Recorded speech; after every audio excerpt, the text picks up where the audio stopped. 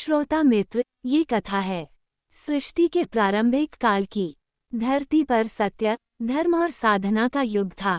एक महान राजा थे सत्यव्रत। वे तप, दान और न्याय के प्रतीक माने जाते थे। उनका मन हमेशा ईश्वर के ध्यान में लगा रहता था। एक दिन सुबह सुबह सूर्य उदय होने से पहले वे नदी किनारे स्नान कर रहे थे। जब वे अंजलि में जल भरकर सूर्य को अर्पण करने लगे, तभी उन्हें अपनी हथेली में कुछ हलचल महसूस हुई। देखा तो एक छोटी सी स्वर्णिम मछली उनके हाथों में तड़प रही थी। मछली की आंखों में जैसे विनती भरा भाव था। राजा ने मुस्कुराते हुए कहा, छोटी जीव, तू डरी हुई लगती है। क्या तुझे किसी बड़े जीव से खतरा है? तभी मछली ने आश्चर्यजनक रूप से मनुष्य की भाषा में उत्तर दिया, राजन, मैं बहुत छोटी हूँ। नदी में बड़ी मछलियाँ मुझे खा जाएंगी। कृपा करके मेरी रक्षा करें। सत्यव्रत चकित रह गए। उन्हें समझ आ गया कि यह कोई साधारण प्राणी नहीं, लेकिन दयालु राजा ने तुरंत उसे अपने कमंडल में रख लिया और अपने आश्रम ले आए।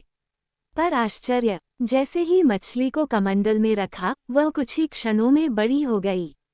राजा ने उसे एक बड़े घड़े में रखा। कुछ देर बाद वह घड़ा भी छोटा पड़ गया। फिर एक तालाब में, पर तालाब भी भर गया। राजा ने उसे नदी में छोड़ा। नदी भी छोटी पड़ने लगी। अब सत्यव्रत को समझ आ गया कि यह कोई दिव्य लीला है। उन्होंने फोल्डेड हैंड्स कहा, प्रभु, आप कौन हैं? अपनी लीला प्रकट कीजिए। तभी वह विशाल मछली समुद्र पर प्रकट हुई। उसका आकार पर्वत जैसा, आंखें सूर्य जैसी चमकती हुई और सींगों पर दिव्य तेज। दिव्य आवाज गूंजी, राजन, मैं विष्णु हूँ, सृष्टि का रक्षक। सत्यव्रत दंडवत हो गए। प्रभु, इस अवतार का क्या उद्देश्य है? विष्णु बोले, राजन, कुछ ही समय में प्रलय आने वाली है। जल से पूरी पृथ्वी डूब जाएगी, लेकिन एक नई सृष्टि की नींव मैं तुम्हारे हाथों रखूंगा। सत्यव्रत स्तब्ध रह गए। प्रलय, धरती का अंत। भगवान ने आगे कहा, हयग्रीव नामक दैत्य ने ब्रह्माजी से उनके वेद छीन लिए हैं। वेदों के बिना सृष्टि का ज्ञान समाप्त हो जाएगा। उन्हीं का संरक्षण करने और तुम्हें नई सृष्टि का आधार बनाने के लिए मैं मत्स्य अवतार धारण कर आया हूँ। फिर भगवान ने आदेश दिया, जब प्रलय शुरू हो जाए, तब तुम एक विशाल नौक तैयार रखना। उसमें ऋषि मुनि, बीज, औषधियाँ और धर्म के ग्रंथ रखना। जब जल पूरी पृथ्वी पर फैल जाए, तब मेरी विशाल रूप वाली मछली आएगी।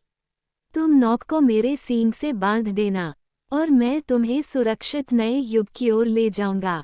राजा ने श्रद्धा से कहा, प्रभु, जैसा आप कहें। समय बीता और जैसे भगवान ने कहा था, वैसे ही हुआ। आकाश में काले बादल छा गए। समुद्र उफान पर आने लगे। धरती कांप उठी, पहाड़ बिखरने लगे, नदियां समुद्र में समा गईं। प्रलय प्रारंभ हो चुका था। सत्यव्रत ने ऋषियों और जीवों से भरी नौक समुद्र में उतारी। उसी समय दिव्य, विशाल मत्स्य रूप में भगवान विष्णु प्रकट हुए। राजा ने नौक को भगवान के सींग से बांध दिया। भगवान समुद्र को चीरते हुए आगे बढ़ते रहे। ऊंची लहरें, अंधेरा, भयानक गर्जना, पर भगवान का प्रकाश ही सबकी रक्षा कर रहा था। यात्रा लंबी थी। नौक में बैठे ऋषि भयभीत हो रहे थे, पर भगवान विष्णु की आवाज उन्हें शांत कर देती। धर्म की रक्षा के लिए इस सृष्टि का पुनर्निर्माण होगा। इसी बीच भगवान ने दैत्य हयग्रीव का वध किया और वेदों को वापस प्राप्त किया। वेदों का प्रकाश फिर से प्रज्वलित हो उठा। प्रलय के बाद जब जल शांत हुआ, नौक हिमालय की गोद में रुक गई। वहीं से नई सृष्टि की शुरुआत हुई। नए वन, नई नदियाँ, नई सभ्यताएं, सबकी नींव सत्यव्रत द्वारा रखी गई।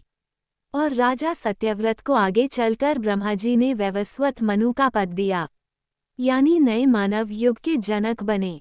इस प्रकार भगवान विष्णु ने मत्स्य अवतार लेकर वेदों की रक्षा की, धर्म को पुनर्जीवित किया, मानवता को प्रलय से बचाया और सृष्टि को नए रूप में पुनः स्थापित किया।